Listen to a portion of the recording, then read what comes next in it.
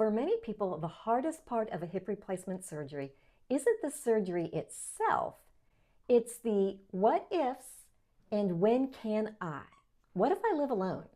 What if I'm the primary caregiver for somebody else? When can I drive? When can I go back to work? When can I walk the dog?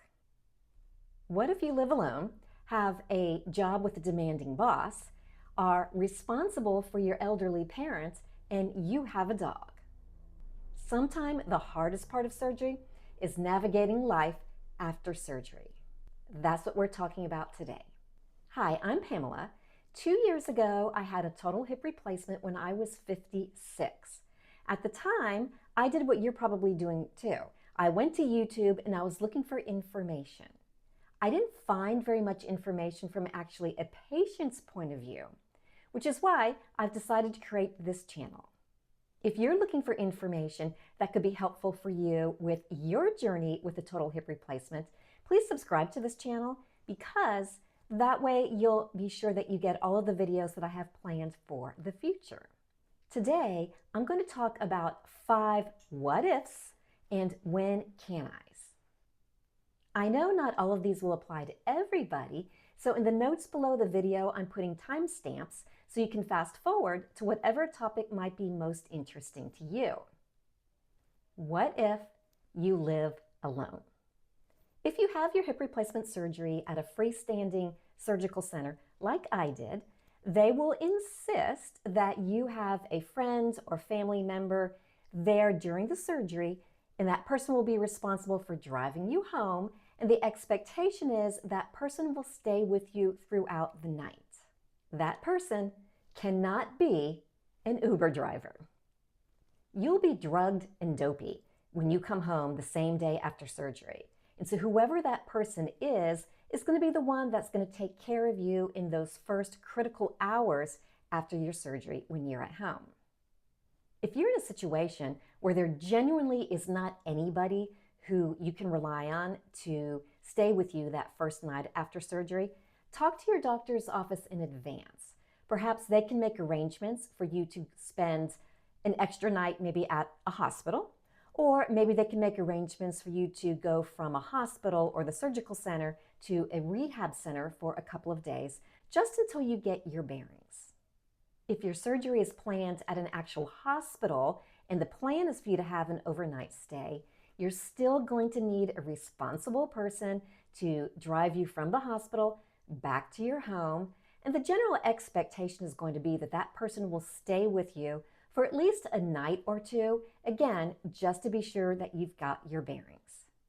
For me, I probably could have managed my medications starting the day after my surgery if for whatever reason my partner, who was my caretaker, if he had to go off to work or something like that.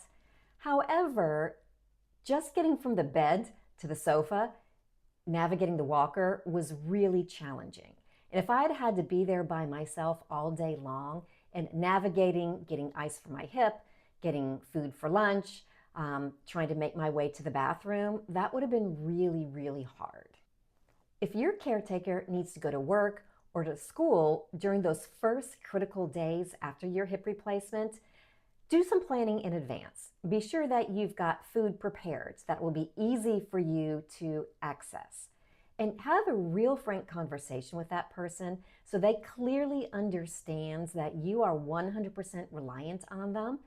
And when they are getting ready to help you in the morning before they leave for work or for school, there's going to be that expectation that they're going to help you gather everything you possibly could need for that particular day, because you're basically going to be stuck on the couch all by yourself trying to navigate the world with your walker while they are off doing whatever their other responsibilities are.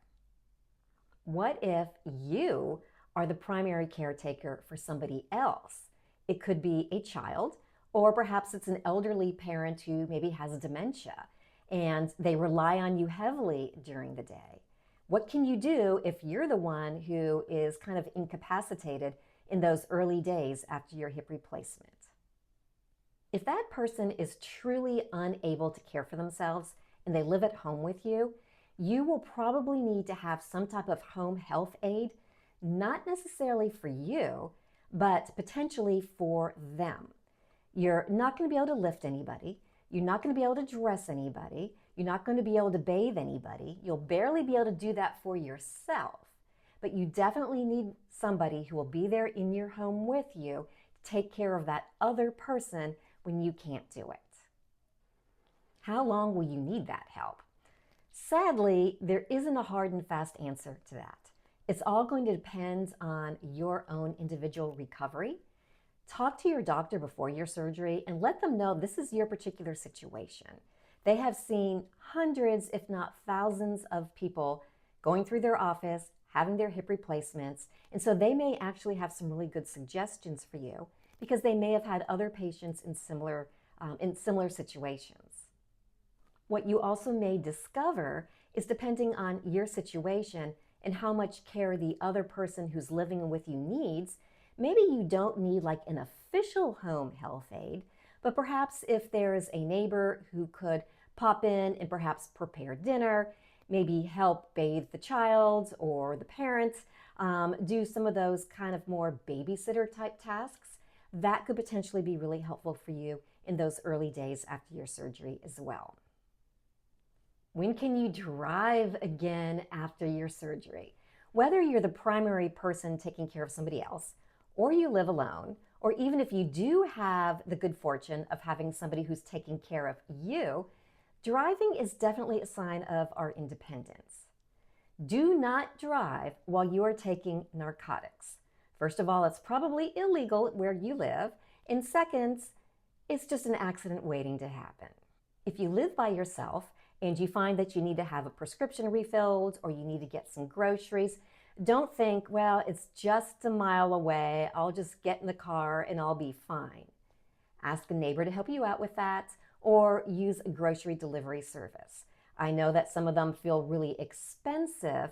However, they will still be less expensive than you getting into a car accident. If transportation is something that's going to be a big concern of yours, look in your community and see if they have any type of transportation options for special needs people. I know a lot of communities do have something like that. You may think, well, I'm perfectly fine, I'm not special needs. The fact that you just had a total hip replacement surgery may actually put you into that special needs category for a short period of time. So definitely look and see if there's an option like that. Once you get to a point where you're able to walk, sit, manage your walker reasonably well, you may have the option of calling an Uber if you need to get from home to the doctor's office or from home to the grocery store. Just know that Uber driver is not going to be very likely to help you get into the car. The Uber driver may not put your walker in the trunk. They may not put your walker in the back seat.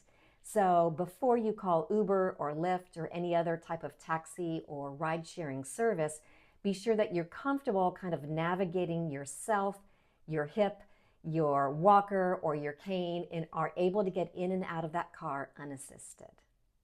When can you go back to work? This is a really, really hard question, and it's going to depend on a whole host of factors. If you have the type of job that's really physical, perhaps you're a mechanic for an airlines, it's going to take you a lot longer before you can actually go back to work. You may need your doctor's clearance to actually give to your employer before going back to some type of really strenuous physical job like that. But even if you have a desk job and your only responsibility is to sit at your desk at work, maybe talk on the phone, do some video calls, manage clients, talk to customers, know that that can be really hard for you as well. Just the fact of getting up, getting dressed, putting on grown-up clothes, looking professional, getting to your office can be exhausting. The thing that I found most surprising after my hip replacement surgery was not necessarily the incision or the swelling or the walker, because I was kind of prepared for that. What I was not prepared for was how absolutely exhausted I was all the time, even after I stopped taking the narcotics and the sleep aids. For you, If there's any time where you may think that you're able to go back to work, you may want to see if you can kind of ease into that. Maybe go and spend a couple of hours and just kind of see how it feels to have to get up, get dressed, get organized, and get someplace on time. If that works out okay, maybe see if you can work a half a day, maybe every other day, until you get to a place where you feel comfortable enough where, yes, you can work a full day. What you might find in those earlier days of kind of trying to navigate going back to work is your leg may have felt fine sitting at home on the couch or going to the grocery store on occasion, but being in a little bit more active environment, even if you have a desk job where all you're doing is sitting all day, you may discover that later on in the day, your leg may start to ache. You may get a little bit more swollen where you hadn't been before. If you have symptoms like that, that's a sign that you have been doing too much. Back off of that, because being in pain is not going to aid in your recovery at all whatsoever. Finally, when can you walk your dog? If you're a dog owner, you are not going to like what I'm about to say. Even if your dog is the most well-trained, best-behaved dog, you need to be really, really careful with that. Talk to your doctor about when it's appropriate for you to walk the dog yourself. Walking the dog isn't necessarily the problem.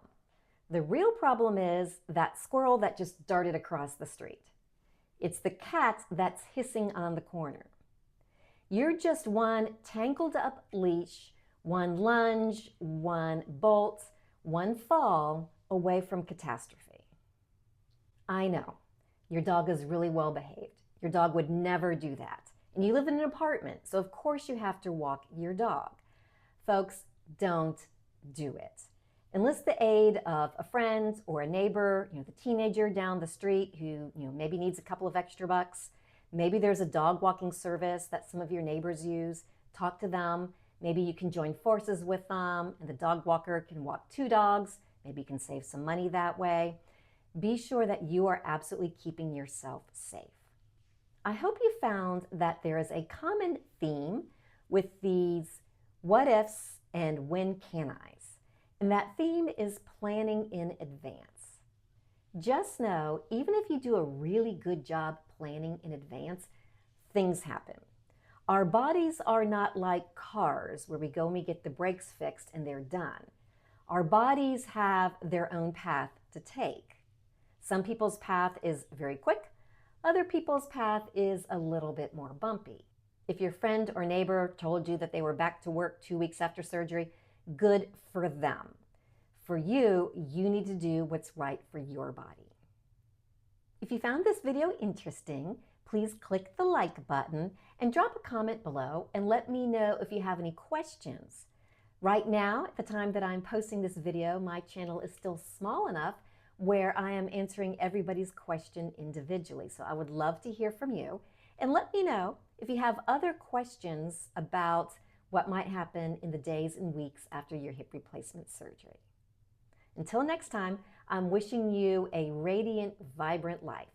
Take care.